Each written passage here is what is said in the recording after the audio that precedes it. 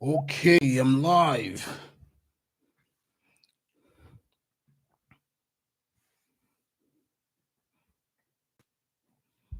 Am I live? Yeah, I think I'm live. So just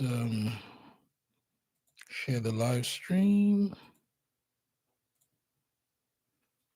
We are live.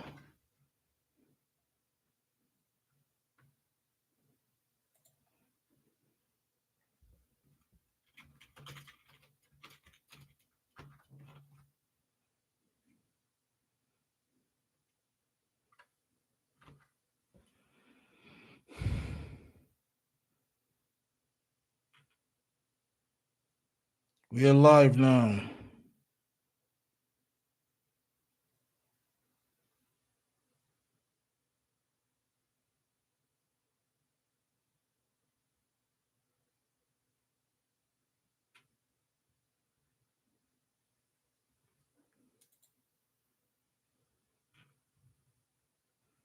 Okay, one person has joined us. If you joined, tell us, hey, Joy, how are you? How is it going?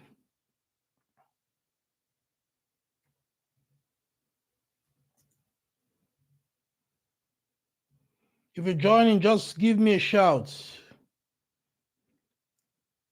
Give me a shout, and you're going to help me test my background music.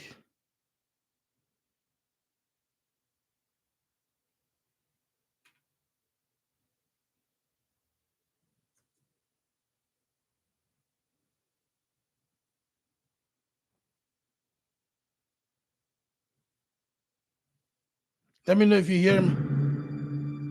Let me know if you hear my background sound.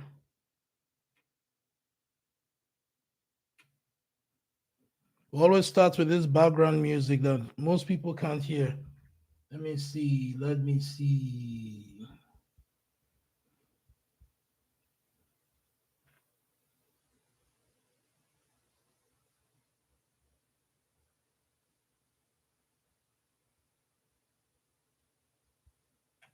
Okay, I'll play this one.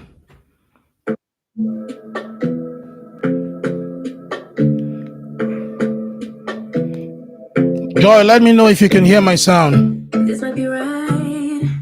Either you feel it or you don't. Might give it a try. Okay, you can hear it, huh? No, not just me talking, the music. If you can hear the music, tell me.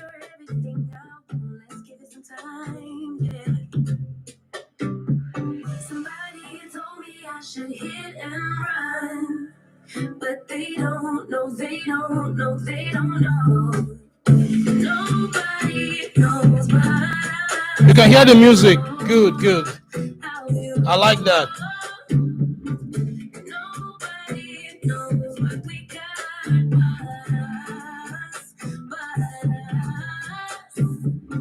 Let them keep talking, let them believe that they know, 'cause they don't, no they don't, no they don't.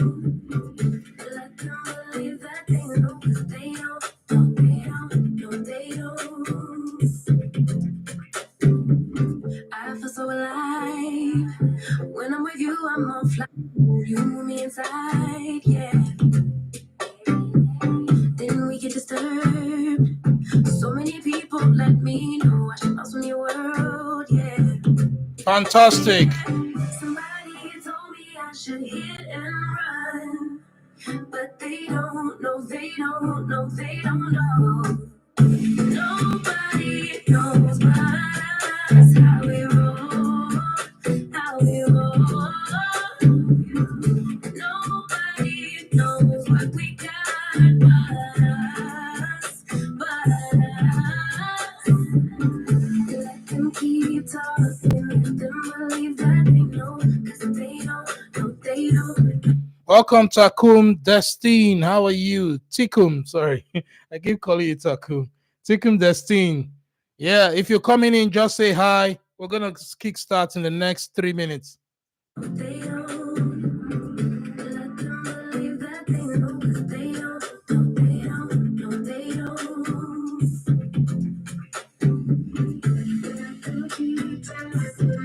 Give the stream some likes. Give the stream some likes if you're coming in.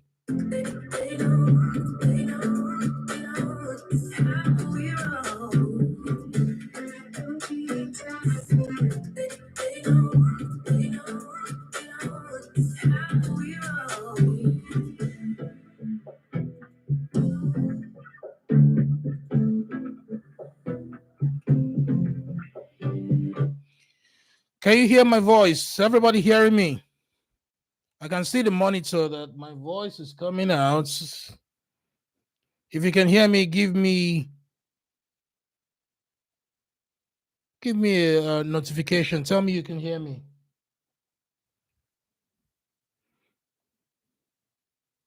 Say, yes, I can hear you. If you can hear me, say, yes, I can hear you. Oh, all right. Joy can hear me. Who else can hear me?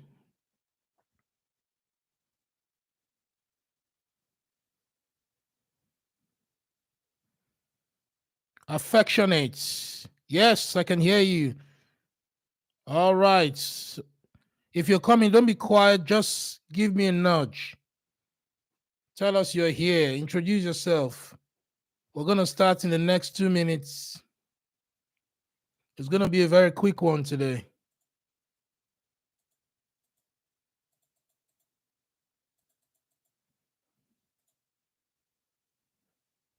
Joy, can you tag all the community members, ROCN community members, tag them. Let them know that we're having a live Q&A. If you miss it, you miss out. Tag everybody, tell them we're having a live Q&A. It's not something you should miss.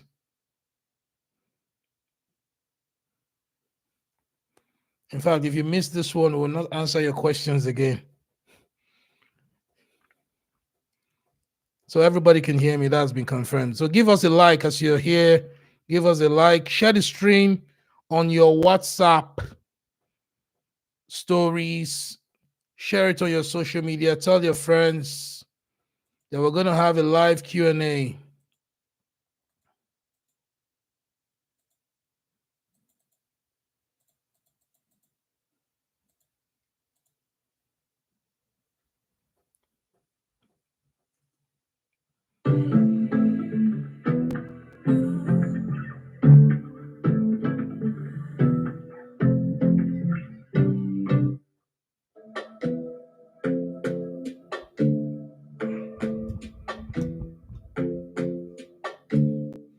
This might be right. Either you feel it or you don't. Might give it a try. Yeah. Our bodies collide. Baby, you're everything I want. Let's give it some time. Yeah. Somebody told me I should hit and run, but they don't know. They don't know. They don't know. Nobody knows but us, how we roll, how we roll. Nobody knows what we got but us. Let them keep talking, let them believe that they know, 'cause they don't, no they don't, no they don't.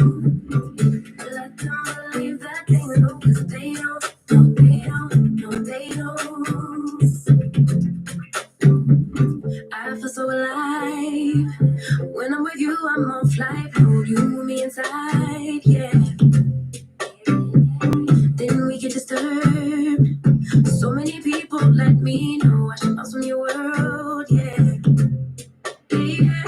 Somebody told me I should hit and run, but they don't know, they don't know, they don't know. Nobody knows but us, how we roll, how we roll. Nobody knows what we got but us. Let them keep talking, let them believe that they know, 'cause they don't, no they don't, no they don't. Let them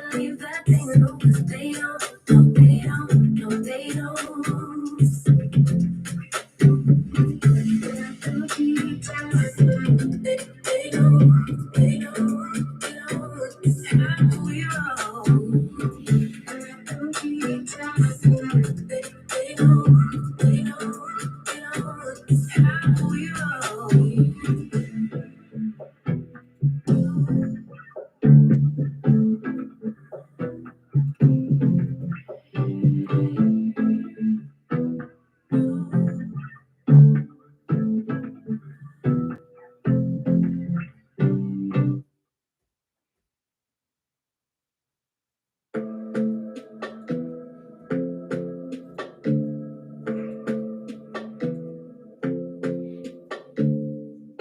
We're gonna start in 2 minutes.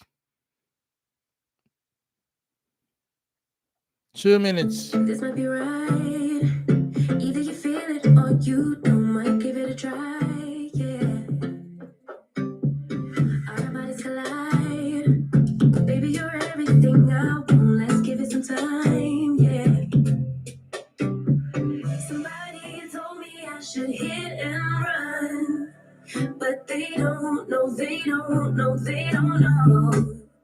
Nobody knows but us how we roll, how we roll.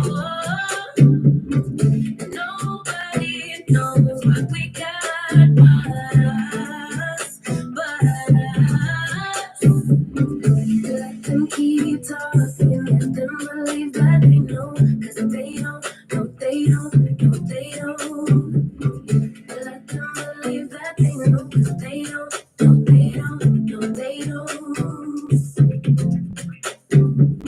I feel so alive when I'm with you. I'm on flight, hold you move me inside, yeah. Then we get disturbed. So many people let me know I should bounce from your world, yeah. Yeah. Somebody told me I should hit and run, but they don't know, they don't know, they don't know. Nobody knows but us how we roll, how we roll. Nobody knows what we got but us, but us. We're still waiting for people to join the stream. Share this post. Share it on your WhatsApp. Share it, share it, share it. Joy, what are you waiting for? Tag everybody.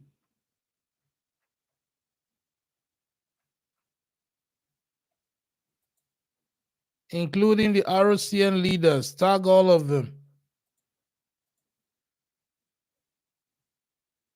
Tell them we're having a live stream. Everybody should be here.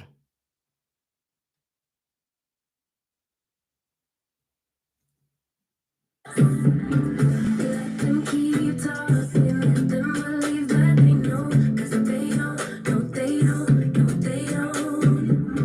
Let them believe that they know, 'cause they don't, no they don't, no they don't. Let them keep talking, they don't, they don't, they don't. How we roll. Let them keep talking, they don't, they don't, they don't. How we roll.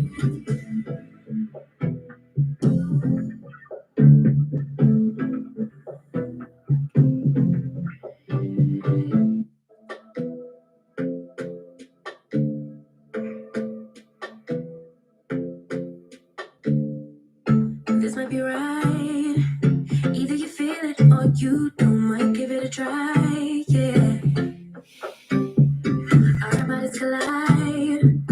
Baby, you're everything I want. Let's give it some time. Yeah. Somebody told me I should hit and run, but they don't know. They don't know. They don't know. Nobody knows but us how we roll, how we roll. Nobody knows what we got but us, but us. Let them keep talking, let them believe that they know, 'cause they don't, no they don't, no they don't. Let them believe that they know. If you're joining us for the first time, just pop a message in the chat. Don't be quiet. Tell us your name, where you're joining from. We're going to start very soon. We just want to get more people here. They don't.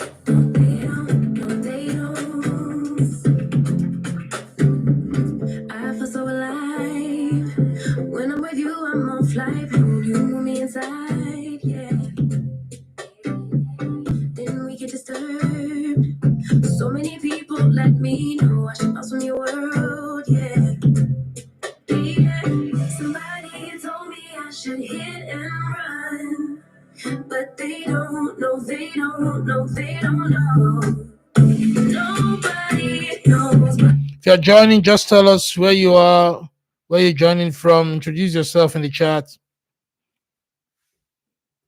Don't worry, we're going to start soon. Tag every member. New, old. Tag them, tag them, tag them.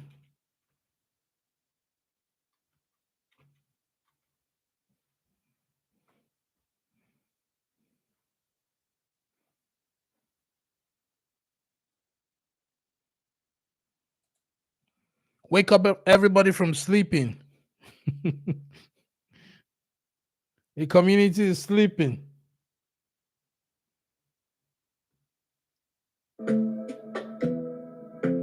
If you're joining, just tell us who you are, where you're joining from. We're going to start very soon, very shortly. Let's get more people on the stream.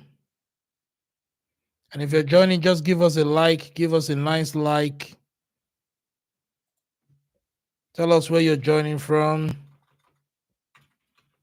Tell us where you are joining from. And then please share. Share this link on your socials now.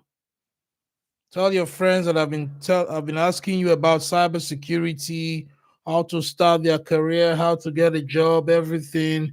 Tell them that we're having a free Q&A. The free Q&A, we're going to start now. So pop a message in the chat, huh? Pop a message in the chats.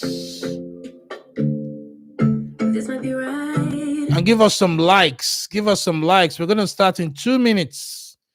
Give us some likes. If you're not hearing me, tell me as well. Right? I need a reminder. If you're hearing me, say yes, I can hear you. Then tell us where you're connecting from. Either you feel it. 2 minutes more. 2 minutes to go. Or you might give it a try. Yeah, I can see some likes. We're gonna start shortly. 2 minutes. We need more likes, and then we need to know who you are and where you're connecting from. You know, type a message in the chat. Don't be shy. Okay, say hello. Our bodies collide.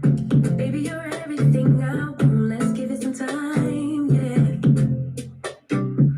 Somebody told me I should hit and run. But they don't know, they don't know, they don't know. Nobody knows but us, how we roll, how we roll.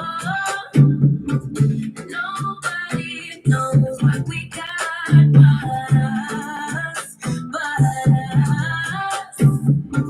Let them keep talking, let them believe that they know, 'cause they don't, no they don't, no they don't. Let them believe that they know, 'cause they don't, no they don't, no they don't.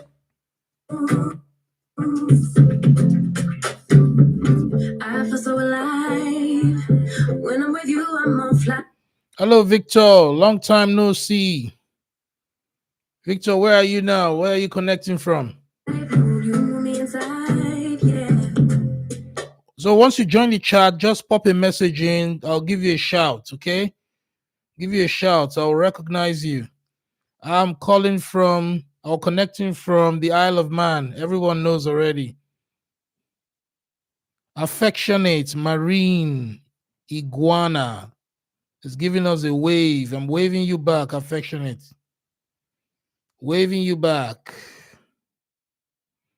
Just thank you, Victor. Victor is connecting from London. If you're joining us, give us some likes. We're starting in 1 minute. 1 minute to go. 1 minute. Then we get disturbed. This is going to be a Q&A that will change lives. Lives will be changed today. So many people let me know I should awesome your world, yeah. Somebody told me I should hit and run.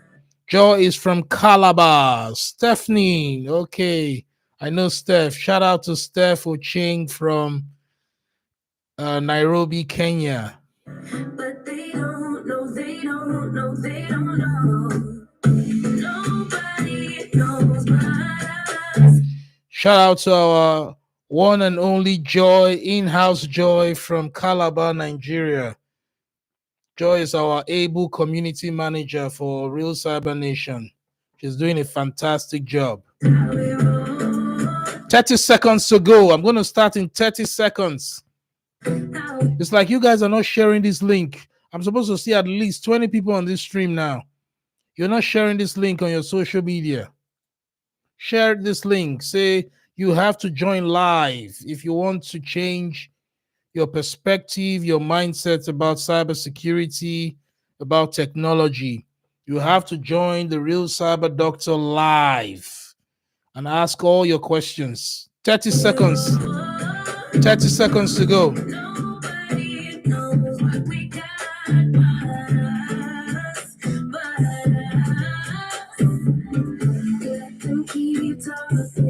Tell us where you're connecting from. And then pump the likes as you're coming. Just be giving us the likes, okay?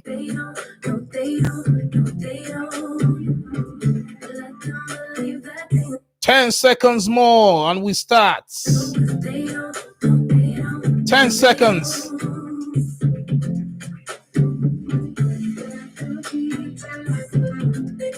If you like my background music, just give me a shout too. Tell me the background music is nice. It's always good to get some ginger with all this music. They don't know how we roll. Let them keep talking. They don't know how the Real Cyber Nation rolls. They're going to learn how we roll tonight.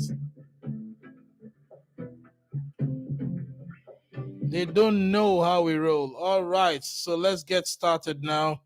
We've spent 23 odd minutes waiting for you guys to get ready. Lord have mercy. Yeah, Tikum Destine is one of our consistent members in the Real Cyber Nation, all the way from Douala, Cameroon. Fantastic. Tikum, how's Cameroon? How's your government doing, you guys? Hope you guys are fine. Cameroonians are neighbors to Nigerians. All right, so let's get started. Okay, today we're going to be doing a little bit narrow focus on one of the domains in cybersecurity. We're going to be doing a bit of focus. Last month, I did some work around the cybersecurity domains. If you attended the last Q&A, you'll be able to see. Can you guys see my screen? Let me know if you can see my screen. So in the last Q&A, we had a session where we talked about briefly talked about all these domains in cybersecurity, and we stressed the importance of being multi-skilled or multi-skilled in every area, right? But today I'm going to narrow it down. I'm going to give you one area to focus on. We're going to see the real world implementation of risk assessment. So we're just going to focus on risk assessment today. Briefly, I'm just going to touch on it so that you can, develop your questions and streamline your thoughts around the area of risk assessment, right? You can narrow your thinking around a specific area so that you can get the optimum value of this Q&A. So we're not going to beat around the bush. let's just go ahead and we'll start. So let me share what I have for you. And then after that, I'm going to give you some powerful nuggets or tips on how you can get into the cybersecurity profession, how you can break in. I have about 10 powerful tips for you today. I know a lot of people have been asking about it. How do I break into cybersecurity? What skills do I need? What do I need to do? All your questions will be answered today. Hopefully, you guys take action from whatever I'm going to say today. So now let's see what we have for risk assessments. So this is the domain we're focusing on today. Yes, it risk assessment. You can see it branches out to vulnerability scan, asset inventory, fourth party risk, third party risk, fifth party risk, sixth party risk, source code scan, black box, white box testing, data centric risk assessment, the data flow map, infrastructure. There's so many um, bells and whistles. There's so many bells and whistles around this domain called risk assessment. It's the fundamental thing that most people have to get involved with when you're in the real world, when you're in the organization. And I don't like to teach theory. I don't like to discuss theory. I talk about practical. I'm a man of practical, you know. So let's see what we have on risk assessments. So I want you to let me know if you can see my screen. We're going to use a very small case study. The case study we have now is JJ Law Firm's Cyber Insurance Risk Assessment. JJ Law Firms. Everything I'm bringing up now is just hypothetical when it comes to the names, but the stories are real. This is what is happening. Okay, so JJ Law Firm is a hypothetical law firm, right? It's for you to understand. And then we have ROCN Security Company. It's also hypothetical. There's no company like that I know of. Okay, so if you're in a company, for example, and then there's a potential client called JJ Law Firm, which is a mid-sized legal practice handling sensitive legal and financial data. They have one objective, and they want to get a cyber insurance. They want to purchase cyber insurance, right? This is what you're going to face in the real world. So JJ Law Firm, they want to get cyber insurance because they are growing in their business and they want to have security, some form of assurance, so that in case there is a data breach or there's a big problem in that their organization, data theft and everything, they are covered. Maybe they get hit by ransomware, maybe they get hit by denial of service attack or distributed denial of service attack. They want to be insured. They want to make sure that they can still continue business, that the cyber attack or the threat does not make them go bankrupt. So they need some cover. So, but in order to get the cover, the insurer is requiring JJ Law Firm to conduct a comprehensive risk assessment, right? So it wants them to say, this is our risk posture. And based on the report of the risk posture or the risk assessment, the cyber insurer, that is the insuring company, they can now say, okay, based on this, your insurance premium is going to be $10,000 or £10,000 a month. That's how it works in the real world. They can't just slap you a fee. They need to know what your risk posture is. If you're extremely risky, so that means you don't have all the security controls in place in your organization. You don't have strong passwords, all the basic things. There's no security team, blah, blah, blah. Then they'll charge you more. They'll know you're a problem and they're going to hack you. It'll be easy to hack you and take you out of business. But if you are low risk, your premiums will be low. So you pay like $2,000 a month as an organization. Now, those are just hypotheticals. Some people pay hundreds of thousands every year for insurance. Now, what's the solution provider? So JJ law firm, they can't do this comprehensive risk assessment by themselves. They are lawyers, right? Lawyers can't even do math, talk less of a comprehensive risk assessment. So they need a provider. They need a security provider. They have to subcontract this job to do the risk assessment for them in a professional manner. So they come to you, right? They come to your organization. You know, maybe you are there as Joy working in ROCN Security, a leading cybersecurity organization known for its practical, NIST cybersecurity aligned approach to cyber risk. They come to you, hello, Joy. Can you help us do a comprehensive risk assessment for our organization, JJ Law Firm? They say, why do you want to do a risk assessment? Oh, we need a report for our insurer. There are so many people that could need the reports of the risk assessment. It could be the government. Yeah, the government could be one of them. It could be a regulatory framework, maybe an external audit, you know, during an external audit. So maybe they need to submit the report to external auditors. That could be one of those that need a report. It could be a supplier or a customer, maybe a customer or somebody they're going into partnership with. They want to merge JJ Law Firm to another company. They want to do a merger. The other company may say, show us your risk assessment. Let's know your risk posture, right? But in this case now is the insurance company. So the insurance company wants to know the risk posture of JJ Law Firm. So ROCN Security has the task led by our one and only Joy. So Joy wants to be the person to facilitate this process. And ROCN is known for their NIST cybersecurity based process, risk assessment process. If you have attended our boot camps before, you will know that we have covered NIST to a large extent. We had the risk assessment part 1 to 4.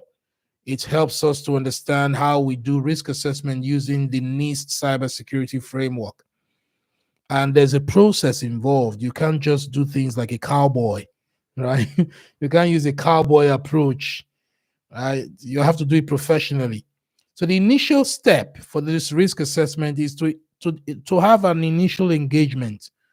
You know, so there will be a meeting between ROCN Security and JJ Law Firm. So anybody representing JJ Law Firm, it could be, let's say, Steph, you know, is working in JJ Law Firm and she's leading the project there. She'll meet with Joy. They will have a meet, and there'll be other teams too, infrastructure, service delivery, project managers. Everybody will be in the room, and they will have the initial planning. And in that process, in that meeting, they're going to define the scope. And it's not just one meeting. There's going to be series of meetings. So you're going to define the scope with the stakeholders. Everyone now is a stakeholder, right? Understand data types. So in that process of initial engagement and planning, it's important for ROCN Security to understand the data types of JJ Law Firm. What is their legal obligations? What drives their compliance? What is their compliance drivers? Are they in a jurisdiction that would require them to be compliant to, let's say, the EU AI Act or the GDPR Data Protection Act of the European Union, or the UK Data Protection Act, or the Irish Data Protection Act, or the Isle of Man Data Protection Act, or the Nigerian one, right? The Nigeria, I heard they have a Data Protection Act too. So which jurisdiction? What's the scope? JJ Law Firm could be in 5 countries. Do they want cyber insurance for all 5 entities? That's a lot of money. And that risk assessment will be a lot of work if all the assets or the IT assets and the data is distributed. It's not centralized in one place. That's a lot of work to do, and maybe a lot of traveling. Then they need to align the assessment goals with NIST CSF categories. So when they understand the obligations and the drivers, they now align it to NIST cybersecurity framework. Now, in this example, I'm using NIST Cybersecurity Framework. You can apply any framework as long as the organization and the stakeholders you're working for is happy with your framework. There's ISO 27001. And if you go back to what I said in the last Q&A, I talked about various type of frameworks. There's COBIT 5 for risk. There's ISO 27001. There's this new Digital Operational Resilience Act, DORA framework for EU. You need to know these frameworks, which one you need to use for your risk assessment. So you align that with your special framework. Our special framework in this case is the NIST one. It's a global framework, and the current version is version 2. I like NIST a lot. The next thing is that within the NIST framework, there's a security function or control called identify, right? So the identify function will help you, ROCN security professionals, to do an asset inventory. You need to do the asset inventory of all the data that is held by JJ Law Firm. Their hardware, their software, their sensitive data, their financial data, everything. You slice it up. Nobody's going to show you how to do it. You could use a spreadsheet. You could use Jira. If you are paying attention in our previous boot camps, we've used Jira. The Jira service management tool to log assets and identify assets. So if you've not been coming to the bootcamp, you'll struggle to use Jira if you don't already know how to use Jira. Then another thing ROCN Security is going to do is the business context mapping, right? So you can see risk assessment. You can see the process involved in just one security control function called identify. You're going to do business context mapping. This is where you're probably going to do your business impact assessment of all the assets. So if this asset goes down, if this server goes down, what's the impact? How much downtime can JJ Law Firm tolerate if their web server goes down in maybe Guernsey or the UK, wherever they are, right? If that email server goes down, how long will it take? How long can they tolerate, right? What's the mean time to respond?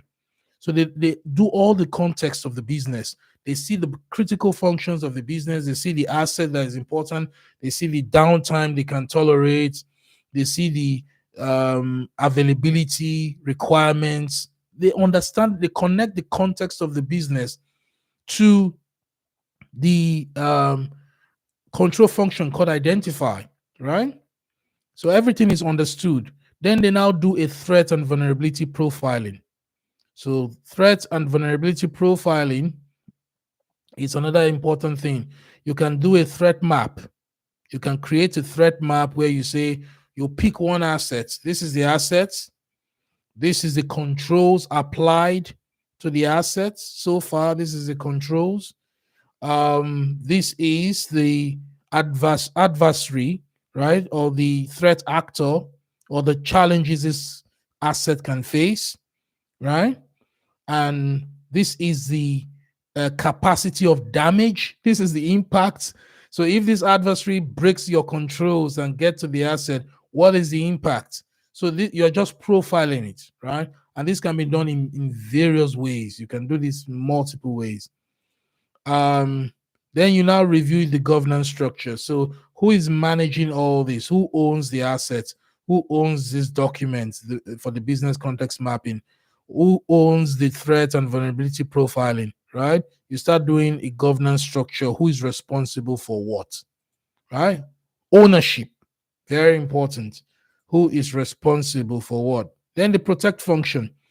This is where you now assess in detail all the controls to protect various assets that you've identified, right?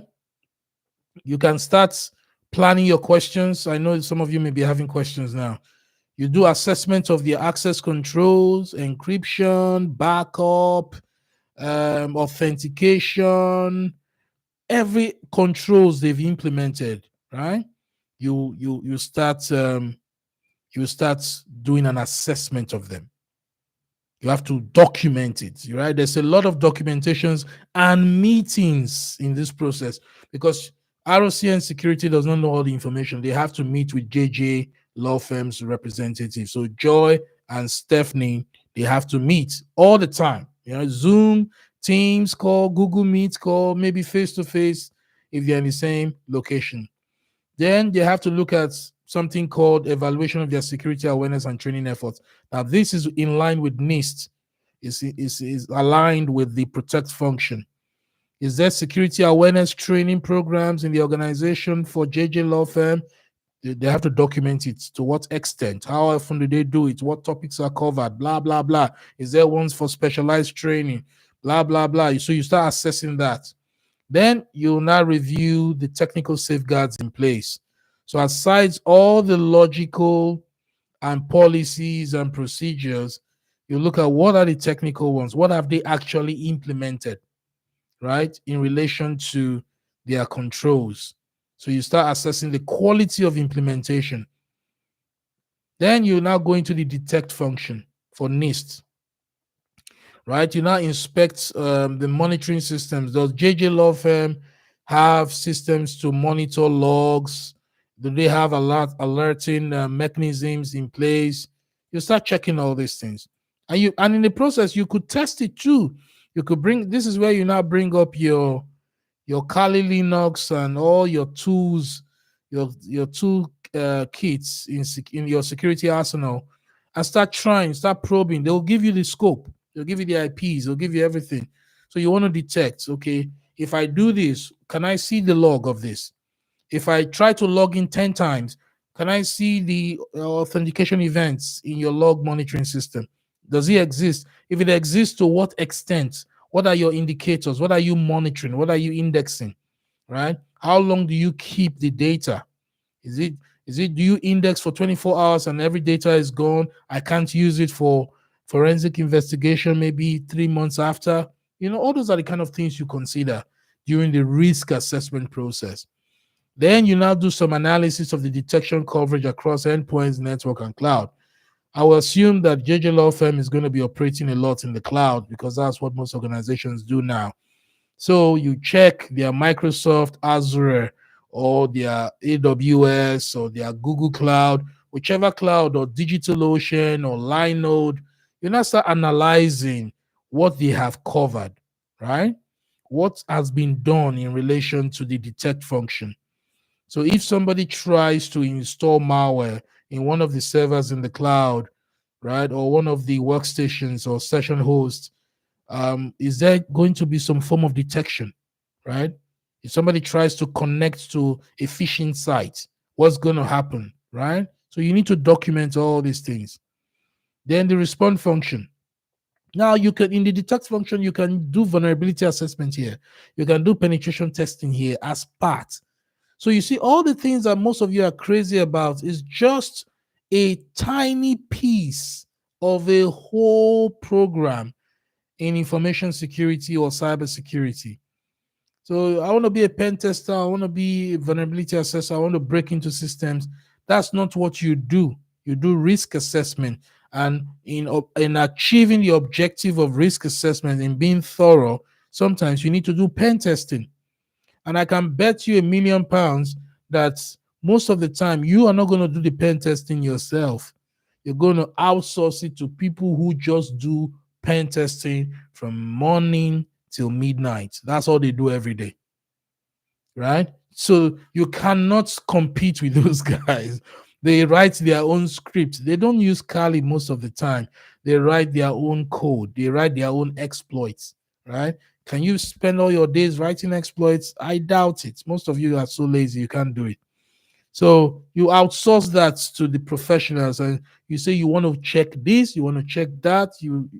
So a separate contract will be formed in the whole process with a pen tester to detect if there is sufficient alerting, or if the detection coverage across endpoints and network is sufficient and cloud is sufficient. Then you now assess the response function. Now this is NIST guideline. ISO could be different. COVID 5 for risk framework could be different. You could use a different approach with DORA. There's so many frameworks to use, but I love NIST. And I think NIST is being accepted now globally. especially with the release of version 2.0, they have introduced a new function called governance, and that comes before the identify function. Okay, now respond. So you need to check their incident response plan maturity review. Does JJ Law Firm have an incident response plan? Is it mature? You need to try to simulate some of the response workflows, right? You do some exercises, maybe tabletop exercise to test, right? There's no way to create a real world incident. So what some people do is tabletop, right? They do all the storylines and bring all the key actors that have been documented in the incident response plan documentation and say, okay, we said we're going to do this if we have a ransomware. All right, so initiate communication, send message to this, do this, isolate network. Everything will be dramatized on a table, on a round table, right? So do they have that? Do they have reports on that? Have they done that? So that's part of the risk assessment. So if they don't have it and it's part of the scope to do it, then they'll do it. JJ Law Firm is going to pay, right? They have money. Then you do a gap analysis of the response rules and communication channels. So if they shut down their teams, most organizations use Microsoft Teams for communication.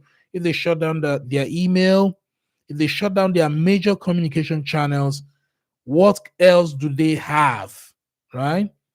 Right? What else do they have to communicate? Right? So if they don't allow company-owned, the personal devices in the workplace to process company data, they don't allow you to bring your own device. Everything is company device, and everything is controlled centrally. And the system that is controlling the company managed devices was compromised. How do you communicate? Right? Your phone now has Teams, it has emails, and those systems have been compromised. So what's the next channel? So you test that to see if it's working, if it's efficient. It's all part of the risk assessment process. The insurer providing the insurance policy for JJ Law Firm wants to know that. Right? So you see how much you'll be doing just for risk assessment. Then you're going to test the recovery function for NIST. You're going to assess the business continuity, and disaster recovery plans. Does JJ Law Firm have a business continuity plan? Right? You have to test that.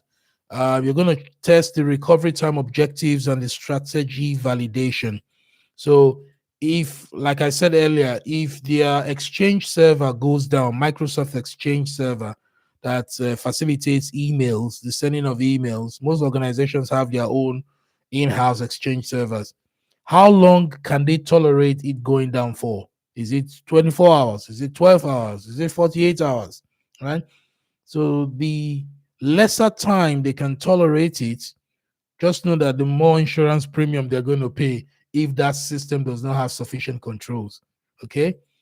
Then after you've done all this fantastic work, this could take months, this could take weeks, right? Mostly months, to be honest. It's not going to be just weeks. This is like a 3 months plan project you're going to do, and then you'll be running multiple of these. So this is just an insurance risk assessment. Somebody may call you and say, do risk assessment for a super yacht, right? So that's a different workflow that aligns to the maritime guidelines of whichever jurisdiction the yacht is, right?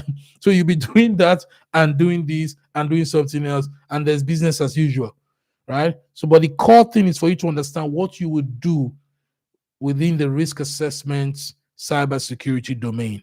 This is one of them. Then reporting and delivery. At the outcome of this work, at the final stage of this work, you're going to provide a full risk register with the likelihood and the impact of the risks you've identified during the process.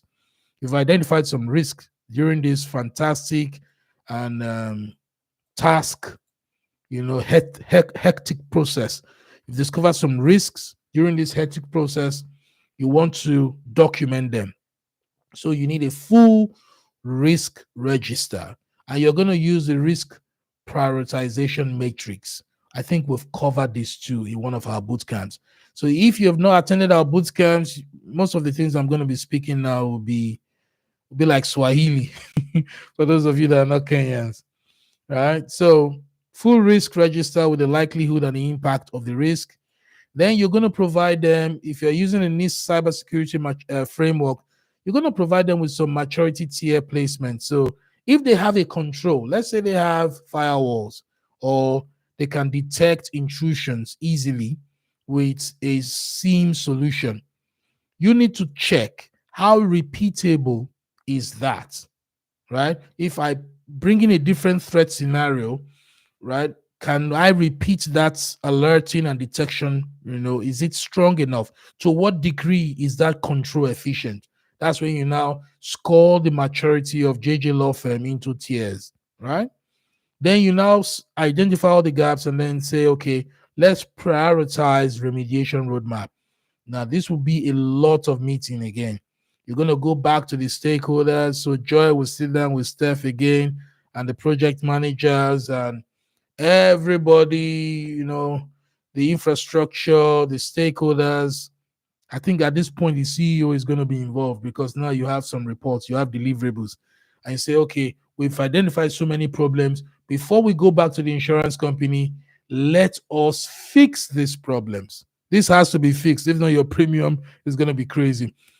We can fix it for you, right? We're ROCN Cybersecurity company. We can fix it for you at this cost. So the risk assessment is a cost, right? So the risk assessment is a different cost. Victor, please put your questions in the chat. No questions should go to the community.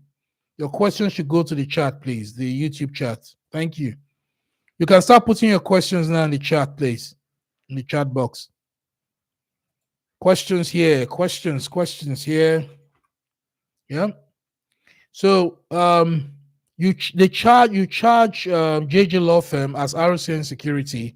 Joy is going to send an invoice to Steph and say $10,000 for our risk assessment report.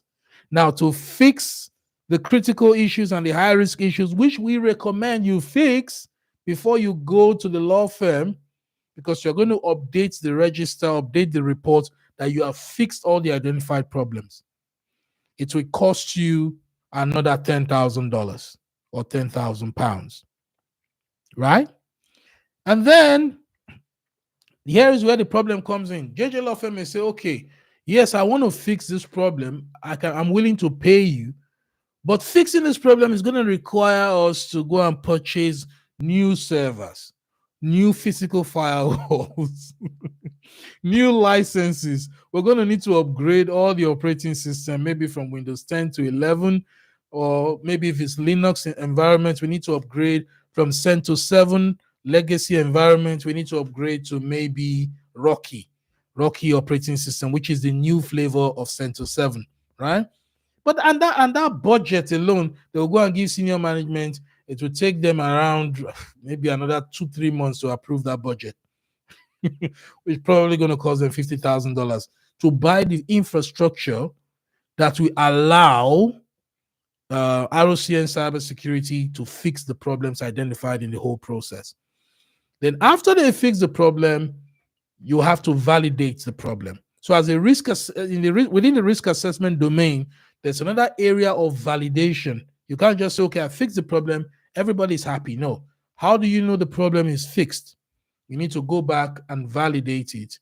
So this is what you'll be doing as a risk assessment professional in the cybersecurity domain. You go back and check that you use the detect function here.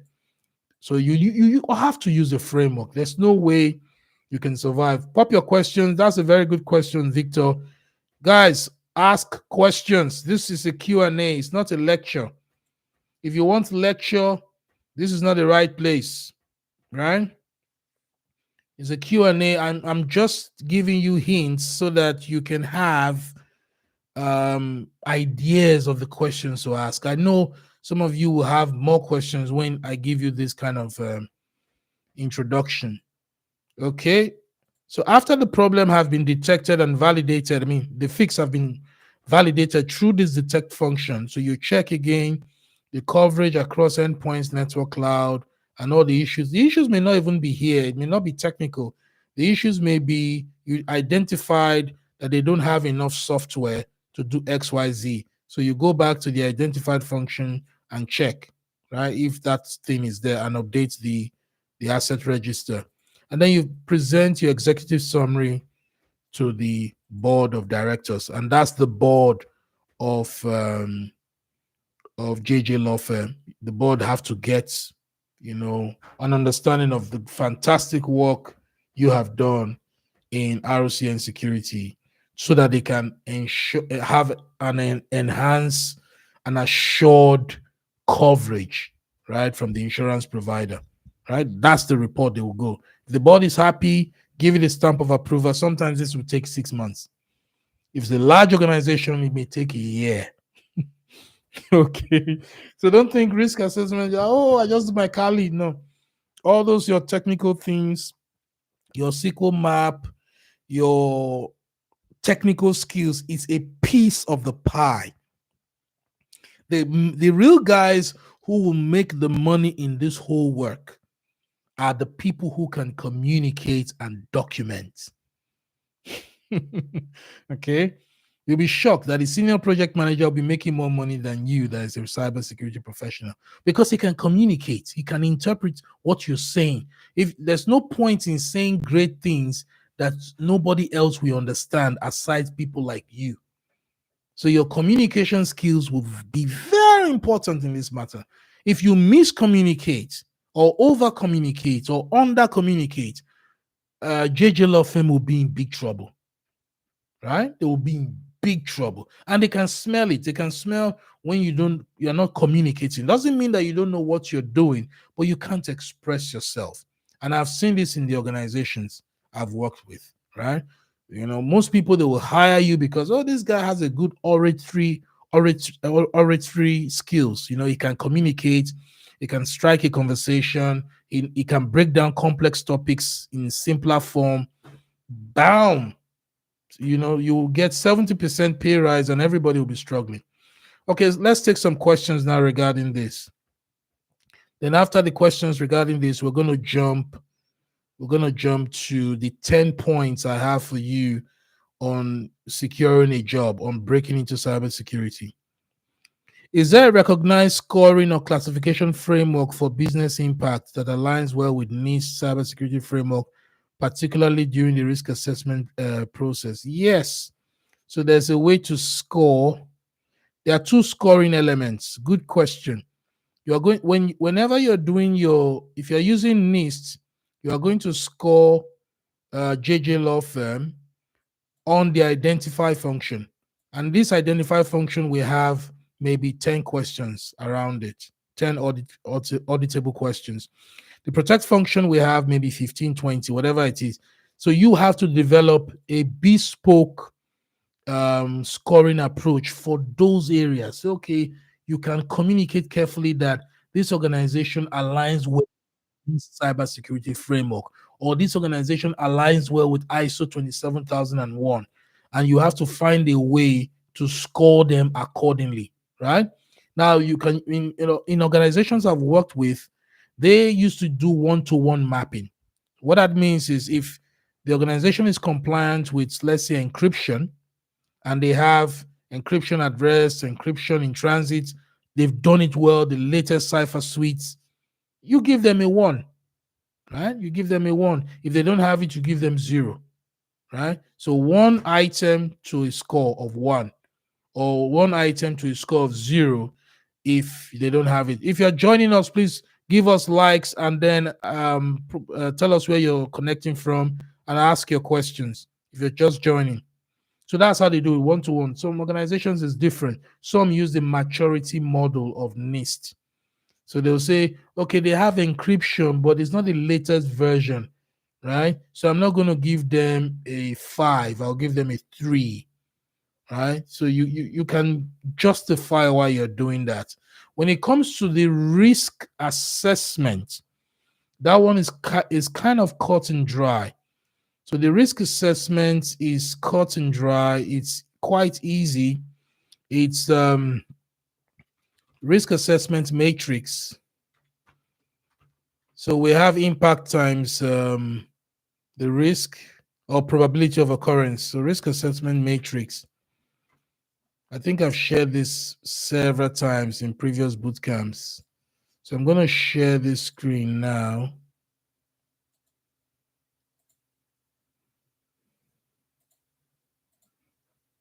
Let me know if you can see my screen. I'm sharing my screen now.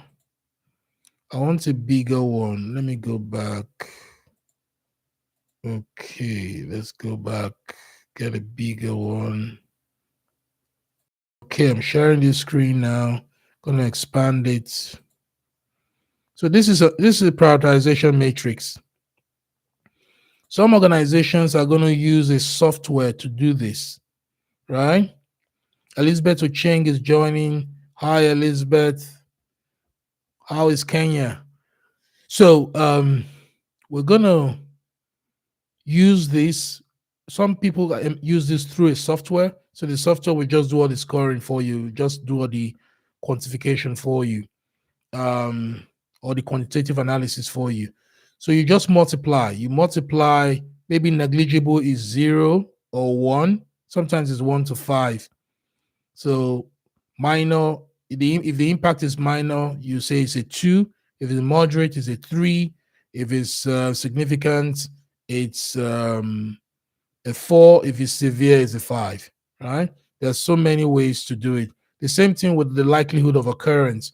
So if it's very likely to occur, if that risk is very likely to occur, right? So let's say they don't have a good password protocol or password policies. There's no alignment with their password policies and any framework at all. It's just random. Then you give them, you say that there's a risk of dictionary attack or brute force attack, and it's very likely to occur. Give it a 5. If it's likely, maybe a 4. If it's possible, 3, medium. If it's unlikely, give it a 2. It's very likely. Then you now multiply. So this is the matrix. So it could be very likely, and then the impact will be severe. So it will be 5 times 5.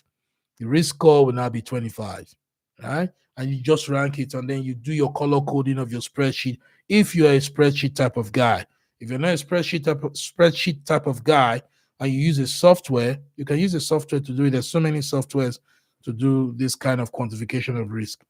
So remember, you have a scoring for alignment with your framework that you've chosen to do the risk assessment, like NIST or ISO, and then you have a scoring for the actual risk that you've identified.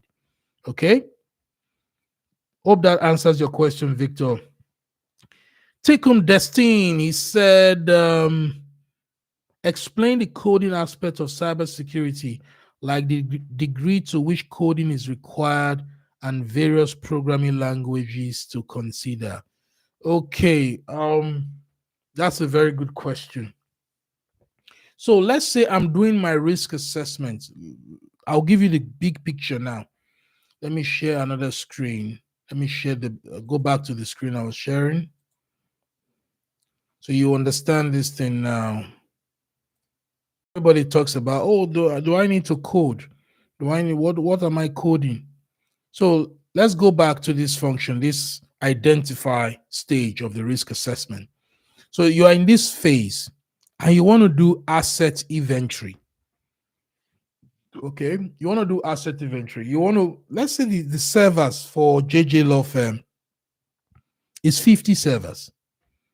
No, 50 is too small. Let's say 500 servers.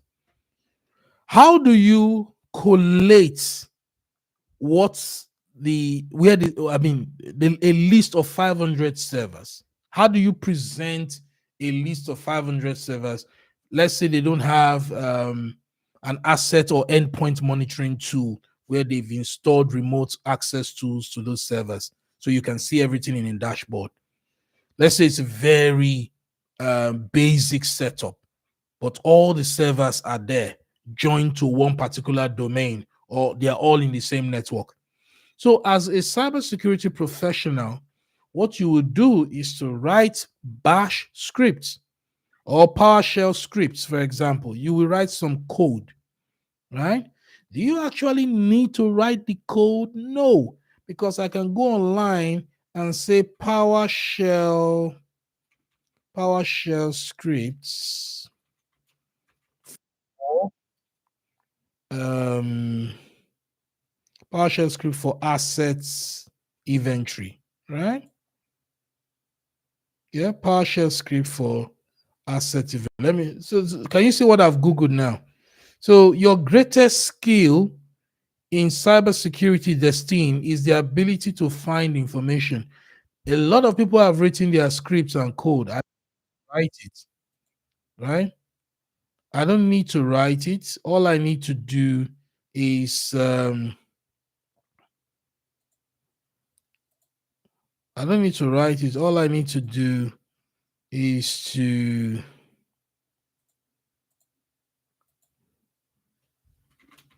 give me a second.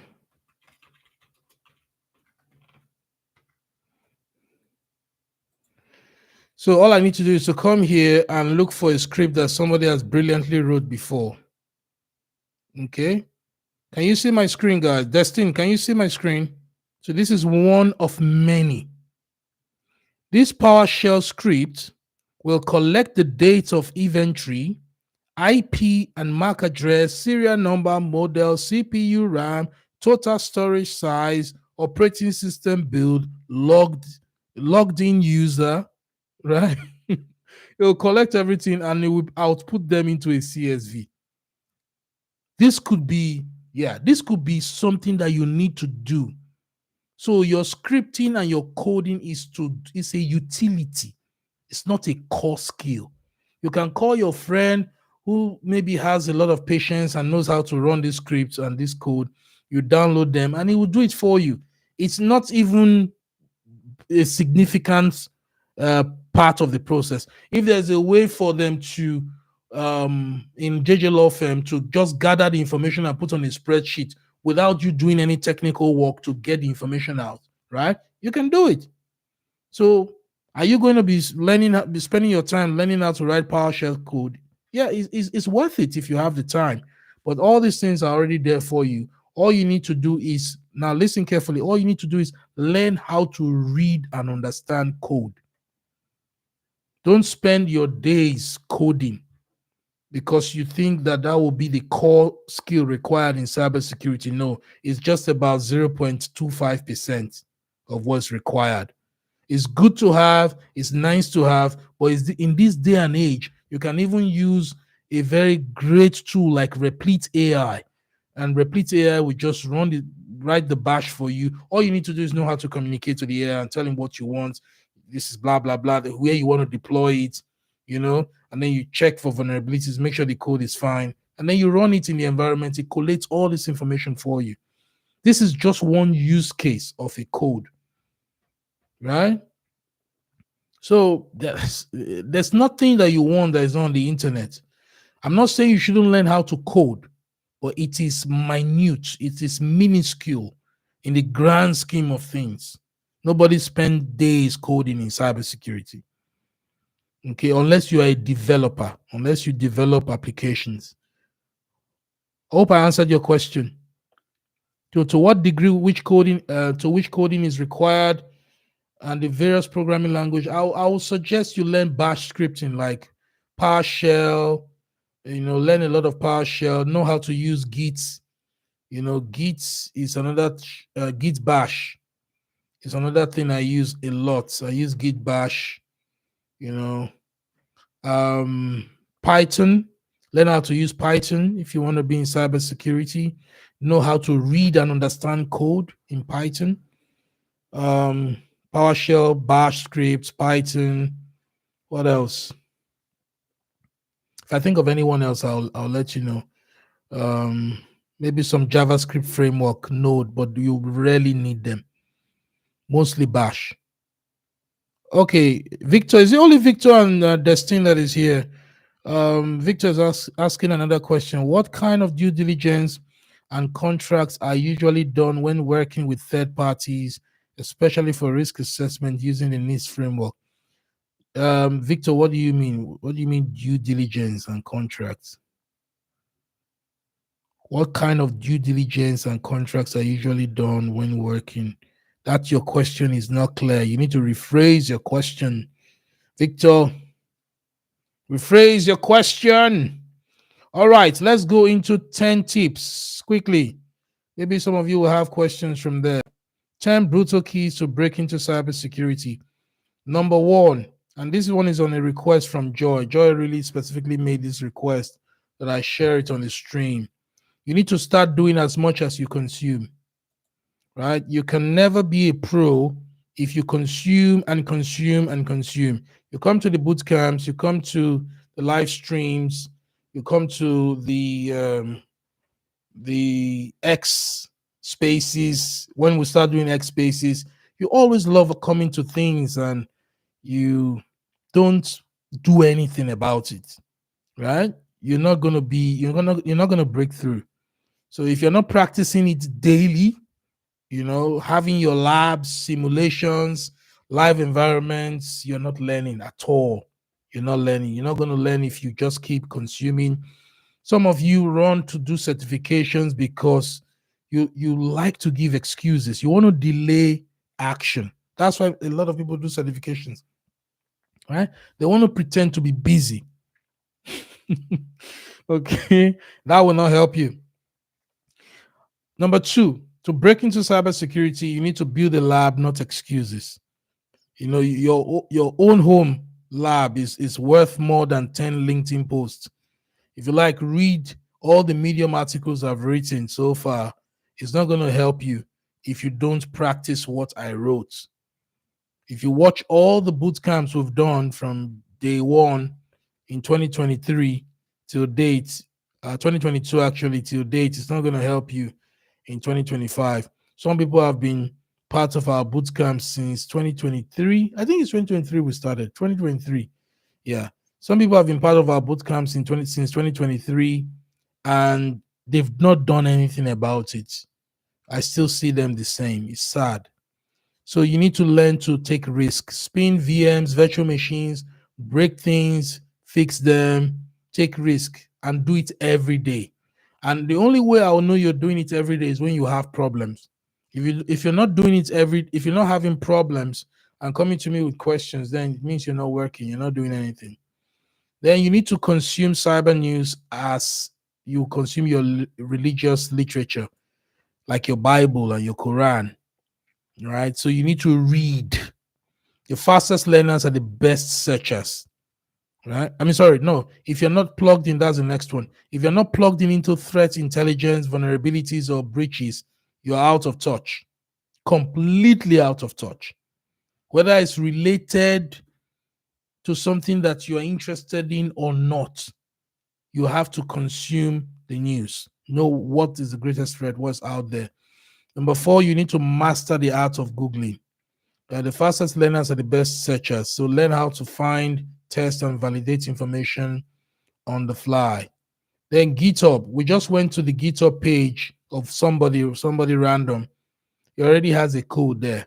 So if that person was to apply for a job and he included the GitHub link, and we saw that he has written a PowerShell script, we looked at the PowerShell, it's not copied, it's not something that he copied from somebody.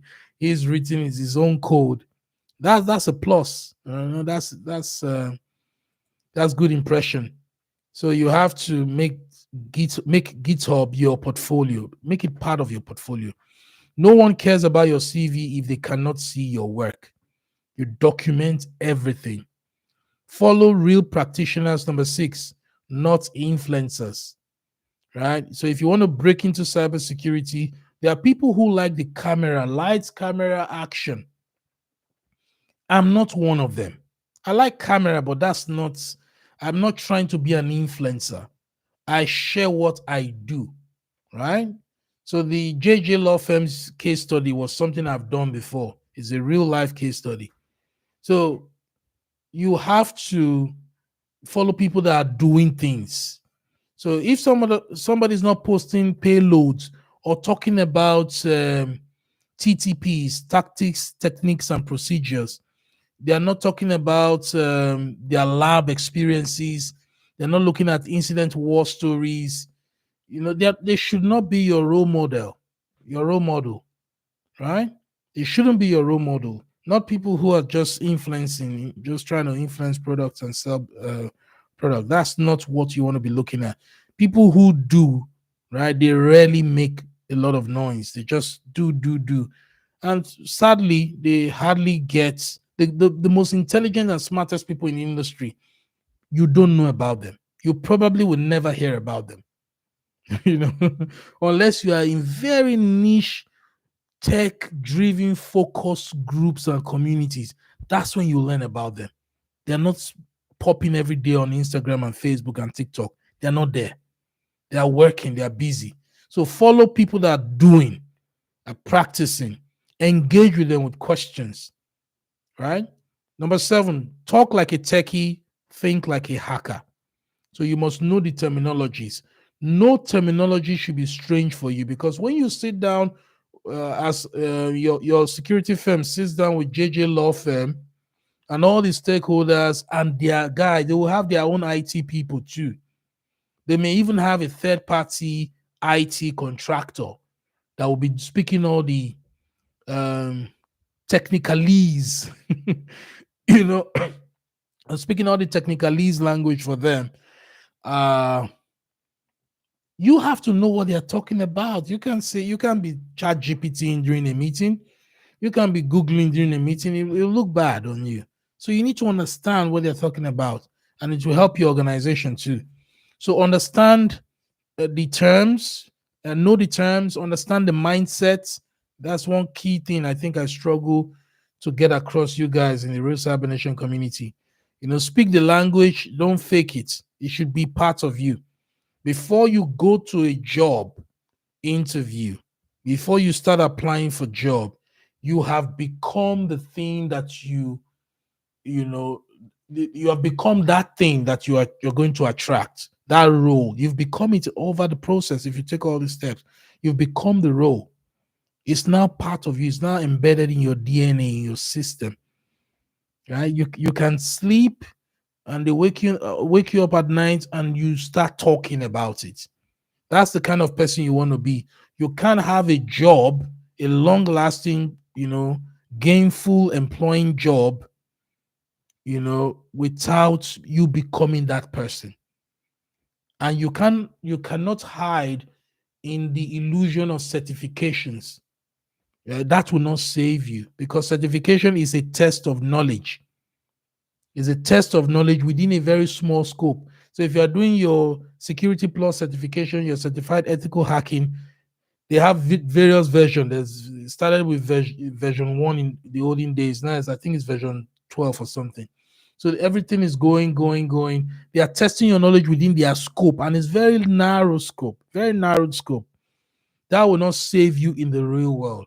The real world, you need to be thinking on your feet. You need to demonstrate robust knowledge and experience. If you don't become that person, if you don't talk like a techie, think like a hacker, you're in trouble. You are in for an embarrassment, right? And you probably won't make probation. But if you want to be that guy, because the company is going to hire you because of your experience, they're not going to hire you for your time. If you think they're hiring you for your time, that job is not going to last. You'll be the first person they will make redundant. But if you understand that you're being hired for your experience and your expertise, you will follow all these steps, right? It will be your part of your culture. You will join communities like Real Cyber Nation, which we'll talk about, and you're not going to keep quiet. You're going to be the star of the show, the main character. So number 8, certifications don't work without skill. I think I've overstressed this enough. I even made a tweet today. I woke up this morning and I chose violence. I made a tweet today and I was talking about it. I said a lot of people are waiting for that classroom style, certification type of learning. At the end of the day, Dr. Joseph will give them, you have now been given the ROCN certificate of cybersecurity specialist. If you wait for that, you'll be old.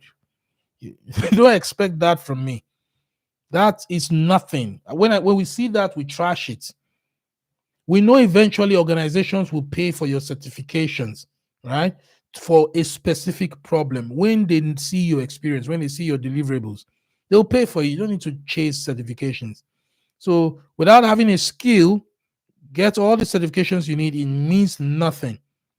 If I ask you a question, tell me what a bridged adapter is. Basic question in networking, and explain it within the context of the cyber attack kill chain, right? You should be able to do it without doing if, on the fly. Okay, bridge adapter within the context of the cyber kill chain, I can explain. So, for example, because you've done it, right? Because you've done it, certification is not going to help you, answer that question. Number 9, why are the questions not coming in? I want to see questions. I want to see questions, guys. Questions. Why are the questions not coming in? Are you guys sleeping? This is supposed to be a Q&A, and so far only 2 good questions. Teach what you learn. So whenever you are given an opportunity to teach. Okay, Victor said the question stemmed from when you said we could collaborate with a pen tester to deliver the project in the case study. Yes, sure, you can collaborate. So what's the question now?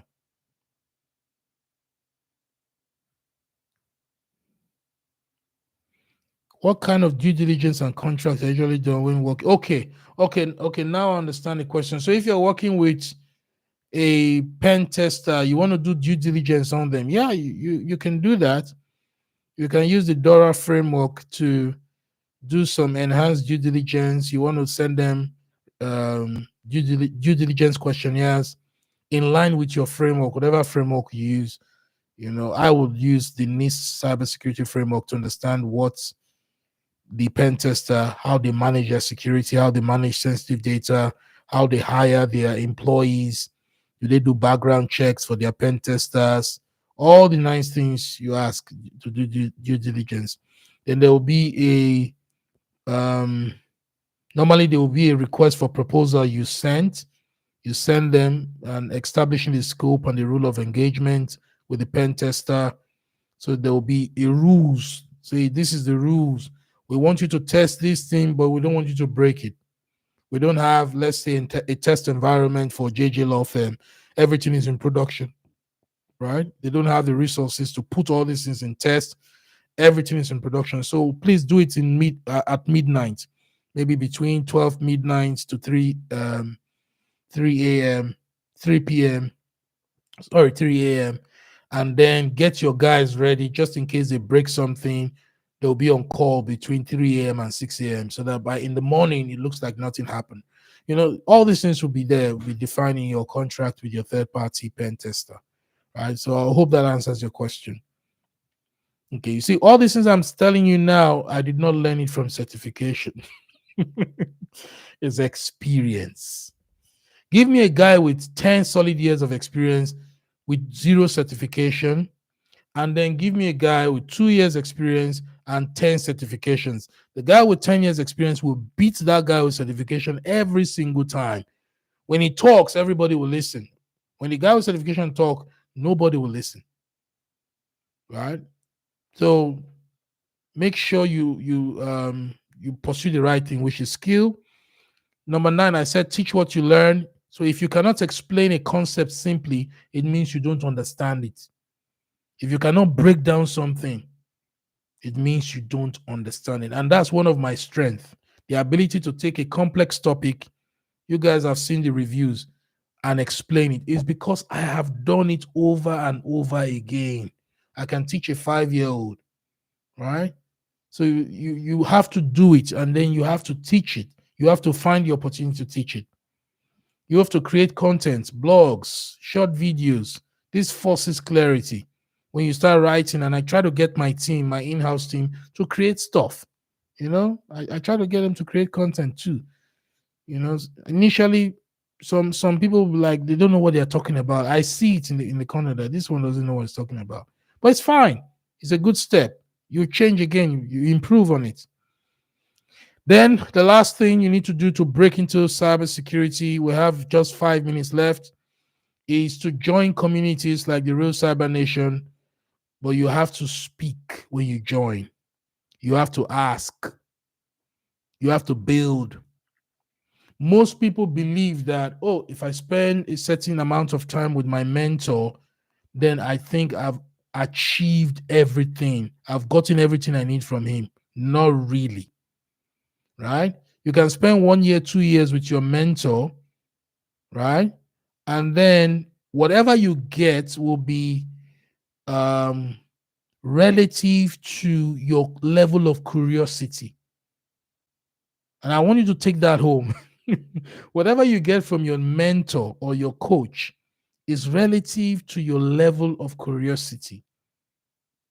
It's connected to how curious you were during that 6 month time you were with him, or 2 years time. So everything I'm saying is just touching the surface. There are some people, they know how to get it out of you. They know how to get more from you. Some people will spend 2 months with you, they will get more value from you than somebody who spends 2 years with you. So don't think you've seen it all, especially when you're working with us in Real Cyber Nation. Oh, I know Joseph Icalia's, I know his talking points, his thesis already. I know it all. No, you don't. You don't. Especially at the level I see all of you. Nah, you guys are not. You're scratching the ice, the tip of the iceberg. Just scratching the surface. You haven't discovered anything, right? So you have to ask. You have to build things, right? You have to ship things. You have to grow. Surround yourself with people that will make you accountable.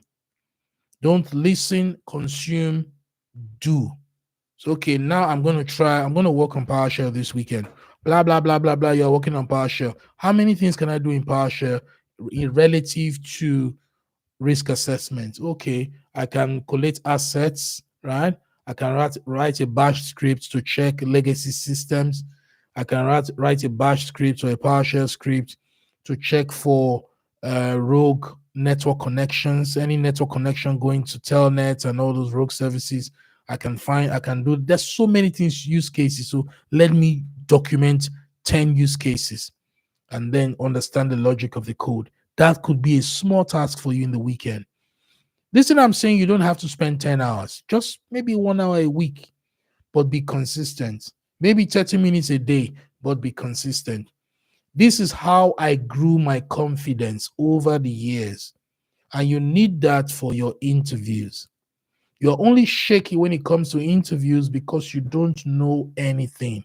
You don't know your work. You haven't done it. You read, you did a certification, you crammed, you pretended like you understood, right? Just like everybody else. And then you went there, you were shaky, you're sweaty. You can't even negotiate your own salary because you're not confident. You're so extremely humble in the emails. And they can see, when they see that extreme show of humility in the email, they know this guy doesn't know what he's talking about. It's like you're begging for the job. I'm not saying you should be arrogant, but once you know your stuff, if the interview was supposed to be for 1 hour, it will last 30 minutes. If you don't know your stuff, it will even be shorter than that. Or maybe the guys want to burn time. They'll just use you for their entertainment and laugh off. Right? Sometimes it can be the other way around. If the interview is very good, it can even go above. Most people will get the offer within 2 hours of the interview. Right? Unless it's a rigorous company that they do their job interviews in stages, stage 1, 2, 3.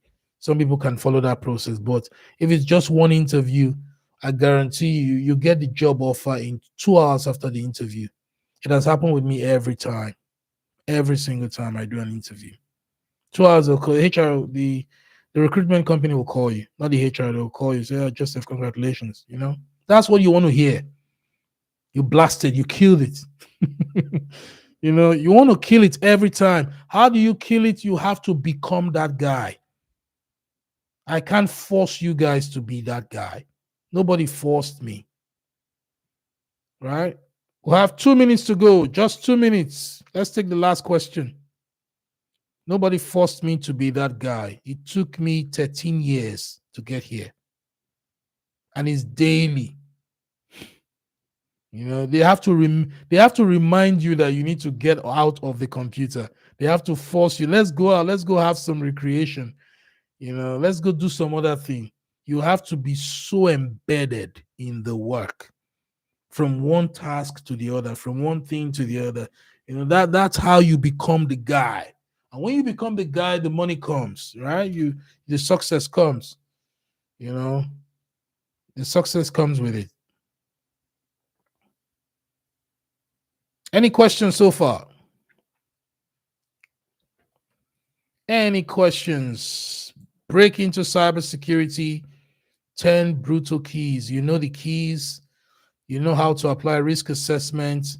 Our next boot camp is going to be the 26th of April, Saturday. You don't want to miss that boot camp. So book your calendars. The promo is going to go from tomorrow. We're collaborating now with Cyber Women at Sheffield Hallam University. Great collaboration. We're going to collaborate with more people there. So once you get the promo, when it goes out tomorrow, make sure you share it with your community, share it with your friends on social media. What does ROCN expect from the members in the community? Good. Very brilliant question, Destine. I like that question. Let me share what's developed. So I just revamped this page. It's called, the page is josephicalia.com / Real Cyber Nation. Let me share the link. Joy, you can also share the link with the community. I think they've had it already. So that's the link. So what do we expect? So in this page, I talked about a little expectation, right? First of all, I talked about what we want to do, our obligations for you, which is to organize boot camps. So that's part of the product of the Real Cyber Nation, the monthly boot camps, that would delve into what matters, what we're talking about, why it matters. You learn why, the how of everything, what you need to know, how to apply it. There's no bullshit and no fluff in our boot camps. So what do we need from you? What do we expect? We expect you to take the knowledge we share and apply it in your labs, in your home simulations, right? We expect you to go further, digging deep into that information, into that concept. I just talked about risk assessment. Everything I talked about is going to be recorded and uploaded to the YouTube. We expect you to watch the video again. Watch it 10 times if possible, right? Then practice it. Attempt to do a risk assessment. Get the spreadsheets. Get your lab ready. Plug in all the systems I talked about. If you don't have access to Jira, keep it on a spreadsheet. Get risk items. Download the NIST CSF framework. Right? It's free to download so that you can understand all the controls. Get busy with whatever we talk about. It's important, right? I know very soon we're going to use one person as an example who did and practiced everything we talked about in our sessions, in our boot camps. So we expect you to engage in those things, doing them.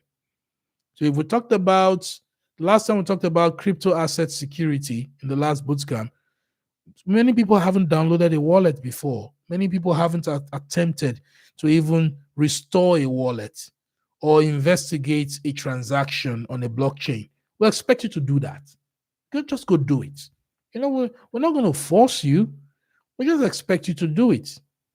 Because when you do it, you're going to find problems. And what happens? You engage now. You go back to the community and then you start asking questions. Dr. Joseph, Joy, I just did XYZ. How does this apply to application security? How does this apply to network security? How does this apply to InfoSec governance, risk management?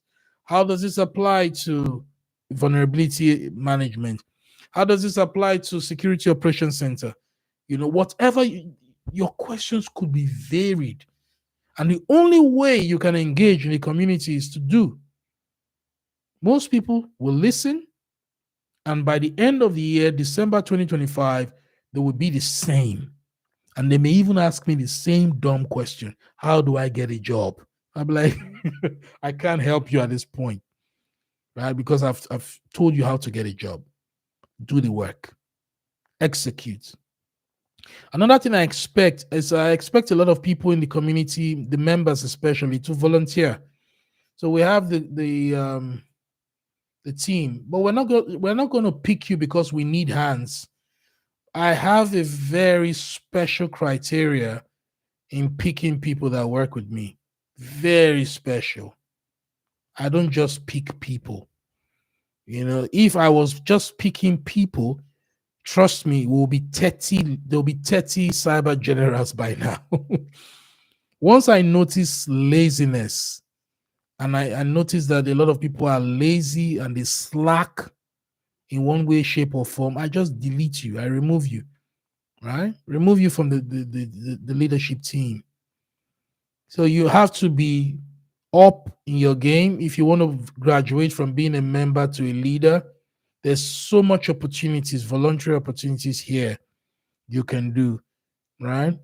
There's so many perks. Ask Joy. There's a lot of benefits volunteering with me and the Real Cyber Nation. There's a lot. You have unlimited access. I can reply your message 12 midnight if I'm awake, if you are a leader, right? If you are just a member, especially the inactive members, one day I'm going to read out some of the funny messages I get. I just archive it on my WhatsApp. If I notice you're not active in the community and you're coming for favors, direct messaging me for favors, I just archive you. I don't even bother. Right? So again, that is but the thing, I respond to your direct messages because you are one of the most active people in the community. So if you're active, you're doing the work. You're not trying to please or impress me or impress the community. I don't like when you try to impress anybody. Just go do the work. If you're bullshitting, I will see. Everybody knows when somebody's bullshitting. If you're just there to bullshit, we'll see it. We will know. And then we'll treat you accordingly. But if you are serious, like, we have resources, we have servers, we have Wazoo, we have so much infrastructure. We're going to get Power BI soon, right? We have reporting, we have Trello board to report tasks. Most people, in fact, most of the leaders don't use the Trello board. They don't use it. And I laugh when I see them. We use Trello to capture things. I'll show you our Trello board. This is 90% of your BAU, business as usual, in the organization will be on Trello or GitHub. Jira. Will be on Jira and Trello, right? So this is the cyber board.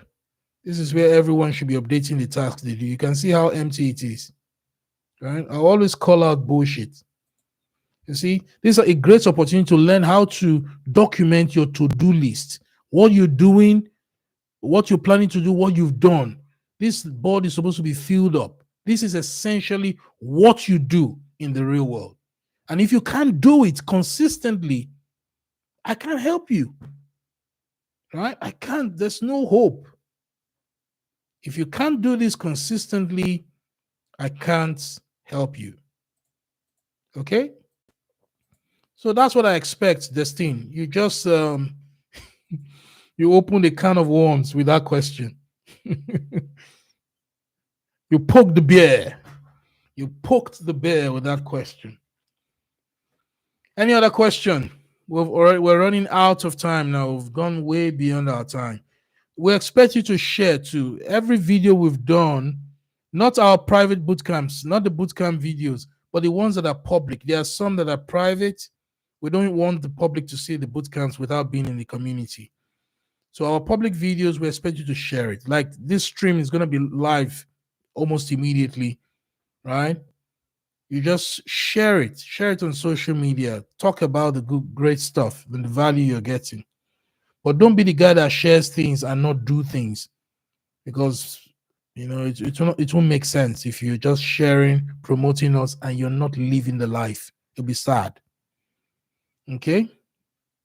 I'm coming to Nigeria next month. For those of you in Nigeria, West Africa, I'm coming to Nigeria, but I want to only see my leaders. I don't want to see the community yet. The community is not impressive. Once the community wakes up, we'll schedule a real-time face-to-face meet. But there's no point meeting when you guys are not active online. Okay, so I'm a very practical person. I'm not a politician. So I'm only going to see the leaders when I come next month to Nigeria, and I don't come very often. The last time I went to Nigeria was 7 years ago. So maybe the next time you see me again will be 7 or 10 years later. Okay, so guys, I'm being real with you. If you want to get ahead, you want to go far, engage. For your sake, not for my sake, right? I don't stress it because it's fun, making the dough, making the big buck in cybersecurity, not having competition, right? So the less you are serious, the less competition will be there for me and everybody else, right? So in some way, some people are happy that you guys are not serious because you're not going to be competitive. You're not going to give anybody a threat in the real world. Yeah, these guys are just there. They're not going to threaten us. But when you get serious, we get serious too. Because now there are upcoming stars that could come and take your job. It's possible. Right? And these jobs are limited. They are not readily available for everybody. So for your sake, for your own sake, not my sake, I don't have a skin in the game. Most of my content is 100% free.